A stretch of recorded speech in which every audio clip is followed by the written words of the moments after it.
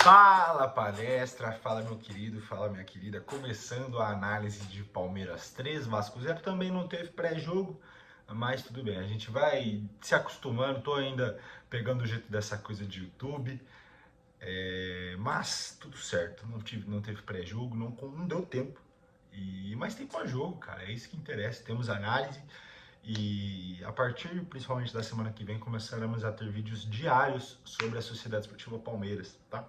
Não vou ficar trazendo notícia ou muita coisa assim, mas são mais análises, pensamentos, coisas que talvez você pense, coisas que talvez você discorde. E aqui nos comentários você pode me desossar ou pode propor uma discussão saudável, que é o que eu mais recomendo, ou até concordar comigo, não sei. Mas vamos lá, pela 26ª rodada do Brasileirão, o Palmeiras amassou o Vasco. União sinistra que ninguém segura. O Vasco empina e o Palmeiras empurra. Cara, eu não me lembro do último jogo que o Palmeiras perdeu pro Vasco. Sinceramente, eu acho, é achismo puro, que foi um Palmeiras e Vasco em 2015, lá no Allianz Parque, que eu tava. Inclusive foi a estreia do Felipe Gabriel esse jogo. O jogo que o Barrios tomou uma caneta do Nenê absurda. E eu acho que foi a última vez que o Palmeiras foi derrotado pelo Vasco, cara. Eu fico triste pelo Vasco, sinceramente. Eu gosto muito do Vasco. Eu gosto de muitos times, né? Isso é muito estranho, mas, pô, faz parte, né? Passou na frente do caminhão alviverde, nós atropela mesmo. E é isso, cara. O Palmeiras volta para a vice-liderança do campeonato. O Palmeiras volta a ter um pouco de confiança. E é o que eu falei no vídeo passado. Nem tanto ao céu quando a gente ganha, nem tanto ao inferno quando a gente perde. Mas é importante ter vitórias como essa. O Palmeiras abriu o placar com 5, 7 minutos de jogo. Essa hora nem tava vendo o jogo, inclusive tive que puxar depois para ver o gol do Flaco Lopes.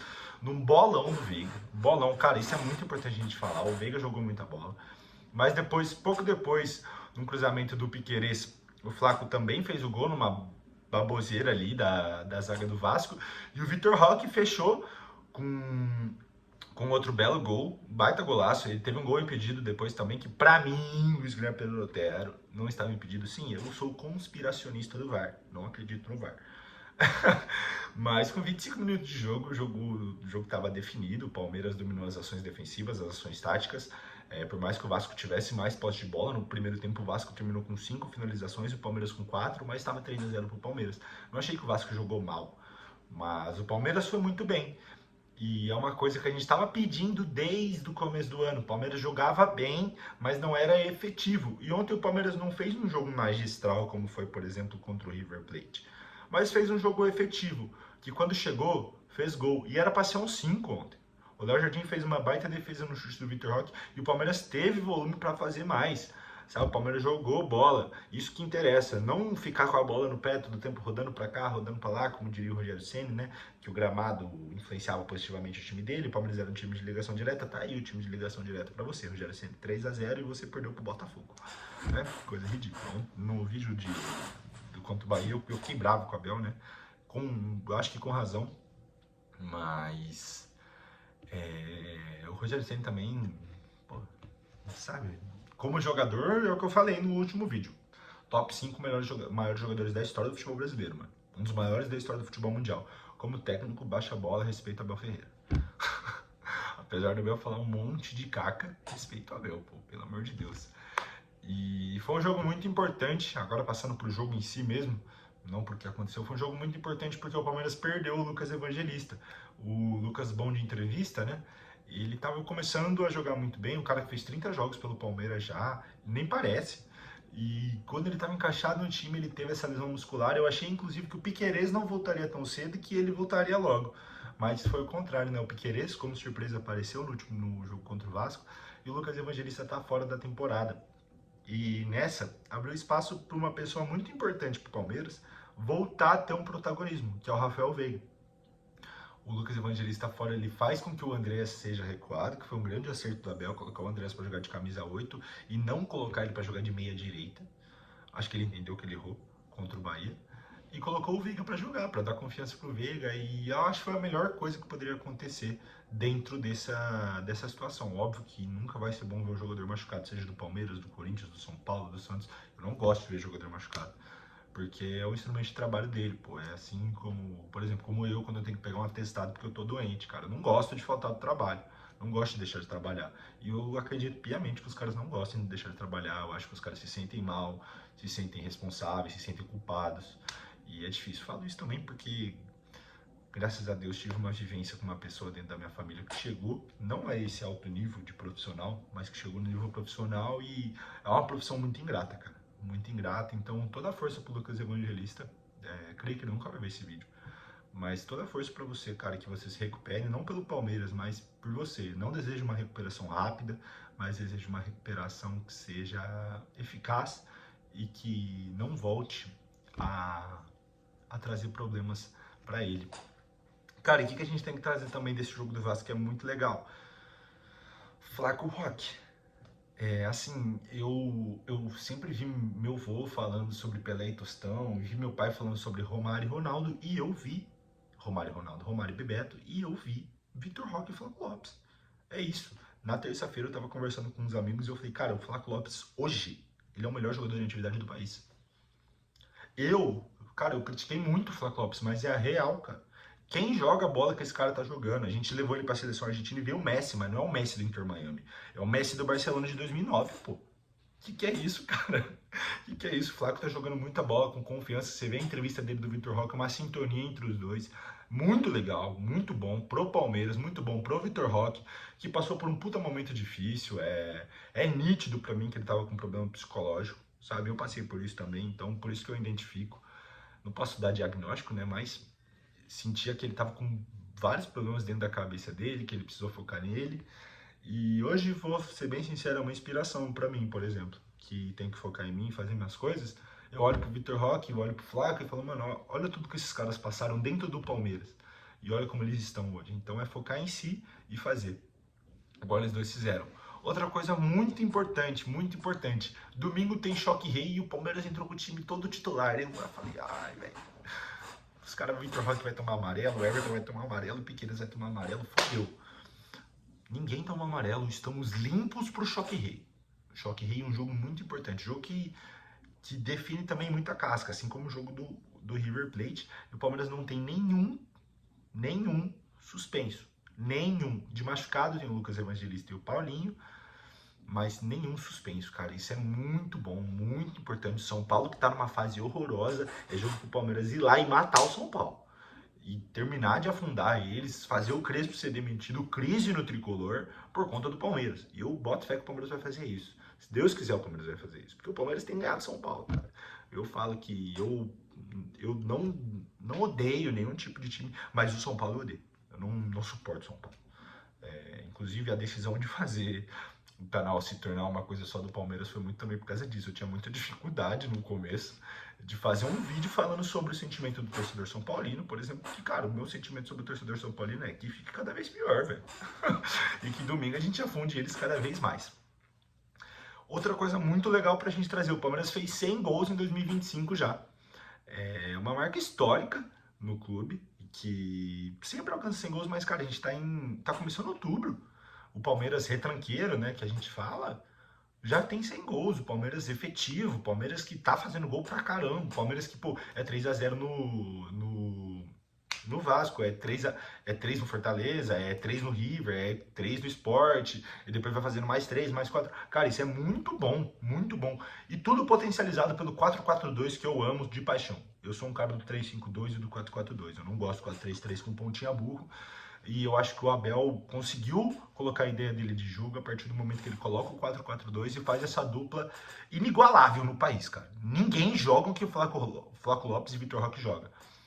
Hoje o Caio Jorge é o artilheiro do Campeonato Brasileiro, se eu não me engano, com 16 gols. 16 ou 14 gols. Mas o Vitor Roque e o Flaco, juntos, somados, eles passam o Caio Jorge. O que quer dizer? Que eles são mais goleadores que o Caio Jorge? Óbvio que não, porque o Caio Jorge é o artilheiro. Mas juntos, eles potencializam o Palmeiras. E eu acho que o futebol é sobre isso, a vida é sobre isso. É você se potencializar junto de pessoas que estão no mesmo objetivo que você. E o Palmeiras está fazendo isso muito, muito, muito, muito bem. O Abel ontem foi muito bem, mas muito bem mesmo. Não pela vitória, cara, mas ele soube mexer. Ele soube colocar o cara certo, ele soube botar o Andrés de olho, ele soube fazer o Veiga voltar. Isso é muito bom, cara. Isso é Abel Prime no seu maior estilo Abel. Que é um cara que ele vai nas ideias dele, Porém, ele não fica mais teimando. Ele viu que errou domingo, quarta-feira ele já corrigiu e pôs o time pra jogar de uma maneira diferente. Isso é muito importante, cara. Nota 10 pro Abel, já tô dando a nota aqui pra ele. Abel, nota 10, velho. Nota 10. E aí, estamos na vice-liderança. O Vasco, que pra mim jogou bem.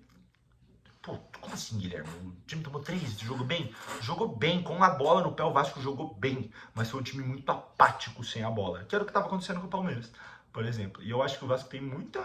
é um time muito promissor, viu? Inclusive, eu gosto do Fernando Diniz. É um traço tóxico meu. Eu sou apaixonado pelo Fernando Diniz, apaixonado pelo futebol que ele propõe, mas não gostaria dele no Palmeiras de jeito nenhum.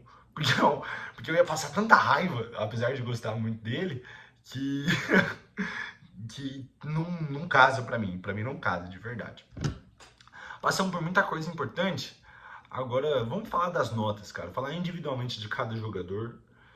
O Everton, pra começo de conversa, o Everton fez 2 boas defesas, fez um desarme no jogo ali também, pra mim uma nota 8 pro Everton. O Everton foi muito bem, cara. O Everton que eu critico muito, eu sou um cara que pega muito no pé do Everton. Inclusive eu gostaria do Carlos Miguel titular, mas assim, o Everton tá calando minha boca. O Everton foi muito bem ontem, diferentemente do Giai. O Giai tem caído muito de produção. E eu falei aqui, cara, vê essa proposta do Milan aí, é 20 milhões de euros. Eu levo no aeroporto. Primeiro, é um jogador extracomunitário. Extracomunitário é o gringo, né, que não é brasileiro. Então ele pega uma vaga de estrangeiro. Ele não é titular. Não é mais titular o Giai. Inclusive, eu achei que ele já tinha a possibilidade de entrar no meio campo, igual ele jogava no São Lourenço. Mas não é titular, então eu acho que ele vai acabar se perdendo aí na Sociedade Esportiva Palmeiras. O Gilberto tá pedindo passagem e eu acho que o Jean vai acabar pecando a mula no final do ano. Achismo, tá? Então ele fez um arroz com feijão ali, mas não conseguiu produzir no apoio. Uma nota 5 para ele. Tá ótimo. Diferentemente do Jean, quem foi muito bem, mas só tinha um lado defensivo para cuidar, foi o Gustavo Gomes e o Murilo. Eu vou analisar os dois juntos. A dupla de zaga foi muito segura. É difícil marcar o Verratti, cara. O Ryan, esqueci a pronúncia correta do nome do menino. O jogador do Vasco muito bom. Nossa, craque da bola. Dá uma caneta no Felipe Anderson ali, absurda. Mas os dois foram muito bem, tanto por cima quanto por baixo, saindo jogando. Os dois, um jogo muito sólido, uma nota 7 sólida para os dois, tá bom? Passando para outra lateral, tivemos o Piquerez, que era dúvida. Eu não achei que o Piquerez ia jogar, achei que ia jogar o Jefté.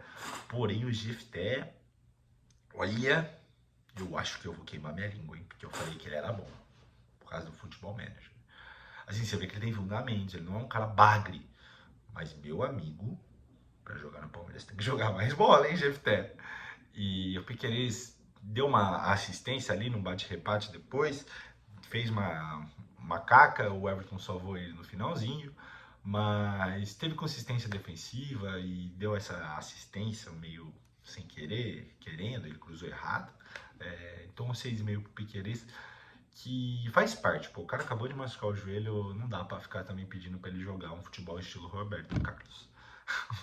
No meio campo, nosso camisa 5, o Aníbal Moreno tá jogando muita bola, tá voltando a ser aquele Aníbal do primeiro semestre do ano passado, Aníbal do Racing que a gente conheceu e o Palmeiras foi atrás, que o Racing não queria vender de jeito nenhum, lembra?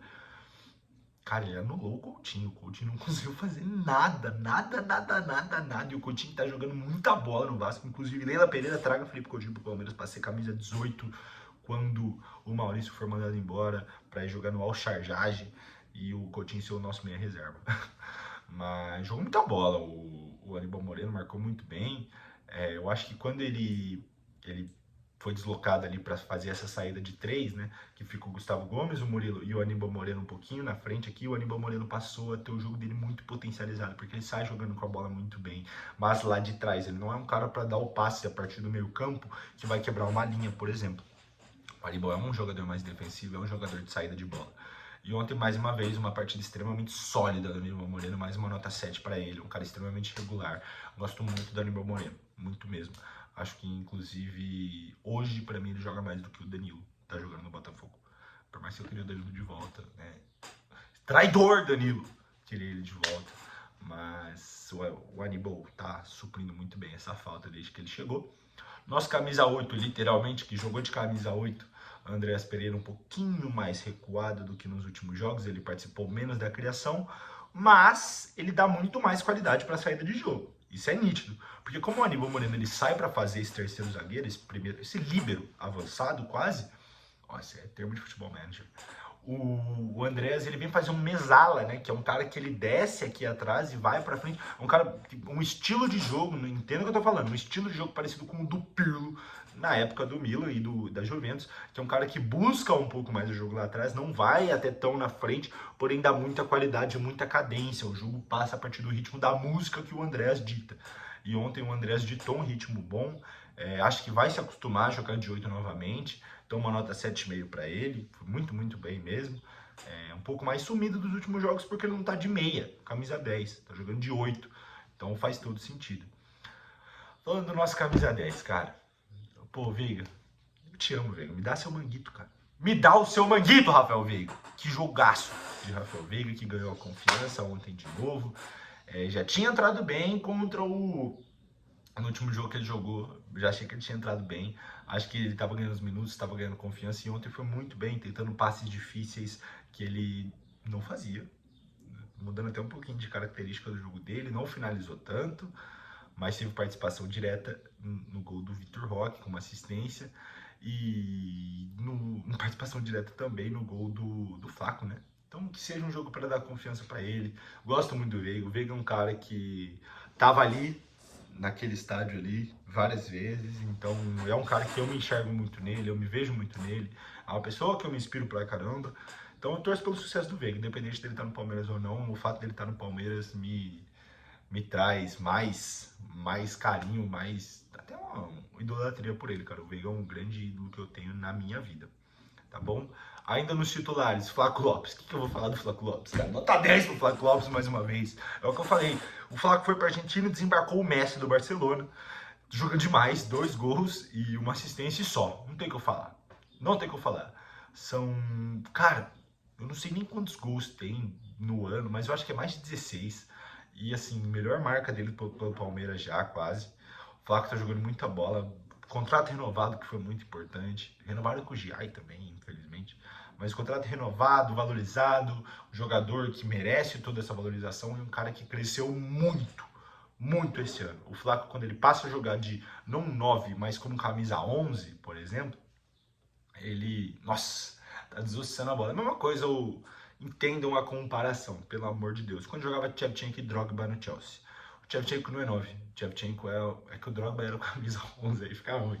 Mas o Shevchenko era um camisa 11, ele jogava com a 7, mas era um camisa 11, jogava como segundo atacante. E quem brigava, quem batia, quem fazia gol pra caralho e tal, era o Drogba, que é o nosso Vitor Roque. Também, o Flaco já dei nota 10 pro Vitor Roque, vou dar nota 9, porque estava impedido no gol, no segundo gol que ele fez. Mas também fez um excelente jogo, com direito a um belo gol, um golaço, inclusive. Gostei muito do Vitor Roque, gostei muito do Flaco Lopes, gostei muito do time do Palmeiras titular ontem. Aí passando para os reservas, né? O Alan entrou a 9 minutos do fim, mais um jogo do Alan que ele passa desapercebido. Eu fico triste porque eu gosto do Alan, mas eu acho que é um cara que não sabe na hora de dar o salto para profissional mesmo. Tá tendo um pouco de dificuldades, mas eu tenho certeza que vai conseguir.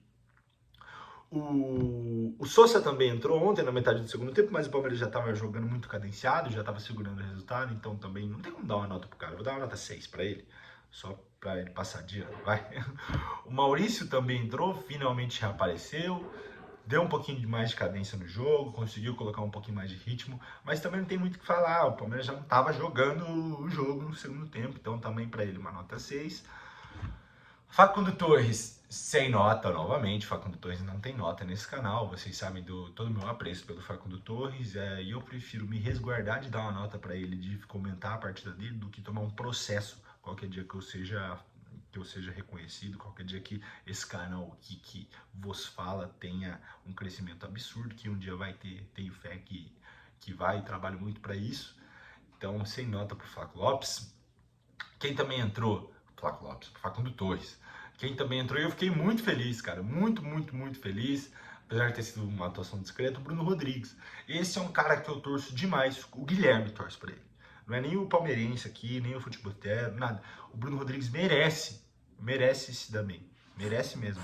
Eu não acho que o cara é um forgado, nada por ele ter se machucado. Ele teve duas lesões extremamente difíceis. E quando é assim, quando a pessoa tá nessa fase, a gente tem que apoiar, velho. Entendeu? Independente do salário dele, se ele ganha 500, 300, 1 milhão, 2 milhões, eu não estou aqui para julgar ele e ninguém botou uma arma na cabeça da diretoria do Palmeiras pedindo para dar esse salário pro cara. Mas eu fico muito feliz que ele venha entrado, tenho certeza que logo menos ele vai fazer um gol e, digo mais, vai ser um dos gols mais comemorados pela equipe do Palmeiras no ano. E uma pessoa que esqueci de citar, Felipe Anderson, que jogou como titular. Felipe Anderson fez um bom primeiro tempo mesmo. No segundo tempo caiu de produção, tomou uma caneta. Nossa, meus amigos, que caneta do Felipe Anderson. E ficou parado olhando assim, né? Cara, o Felipe, eu já falei, assim, eu não posso falar aqui no YouTube as coisas que eu falo na roda de conversa.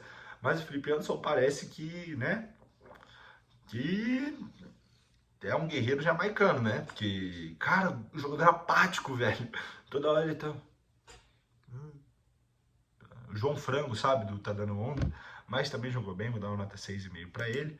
E o Abel Ferreira, como eu falei, uma nota 10 pro Abelito, que foi muito bem ontem, nota 10 pro Abel, nota 10 pro conjunto, nota 10 pro estádio. E é isso, pessoal. O vídeo de hoje deu 20 minutos também, estou falando bastante, estou conseguindo colocar bem as coisas, espero que vocês estejam gostando. Espero que esse vídeo não dê só 4 visualizações como o último, mas se der também não tem problema, estamos trabalhando, vamos seguir sempre forte, sempre firme, para trazer um pouquinho dessa minha visão para vocês, para trazer um pouquinho do Guilherme para esse mundo da comunicação esportiva. E tem uma coisa muito legal para falar para vocês. Dia 14/10 estarei no podcast Segue o Jogo, do meu amigo Zaramelo. Peço perdão se eu errei o nome, eu fiquei nervoso agora para contar para vocês, mas eu estarei no podcast, conto com a presença de vocês lá no dia que sair, vou contando para vocês e seguimos, fechou? Hoje, não sei se é hoje, mas vamos secar o Flamengo, para o Flamengo perder, o Palmeiras voltar a estar somente um ponto de distância, com um jogo a menos, e é isso, Domingo tem Choque Rei, domingo tem Cruzeiro e Flamengo, torcer para esses dois times empatarem, eles acabam se prejudicando e o Palmeiras vencendo o Choque Rei, volta a disputar de vez o título brasileiro. O Palmeiras está no modo turbo, Futebotelo que está no modo turbo e conto com vocês aí nessa jornada maravilhosa que tem sido no meu canal. Tô ficando cada vez mais feliz com os resultados individuais que eu tenho aqui, de falar para a câmera, isso era uma coisa que eu tinha muita dificuldade, de montar meus roteiros, de tudo. Então é isso, pessoal, conto com o apoio de vocês, deixe seu like, compartilha com os amigos, deixe seu dislike se você não gostou, não tem problema, comenta aqui embaixo o que você gostou, o que você concorda, o que você discorda, e é isso, até o próximo vídeo, fechou? É nóis!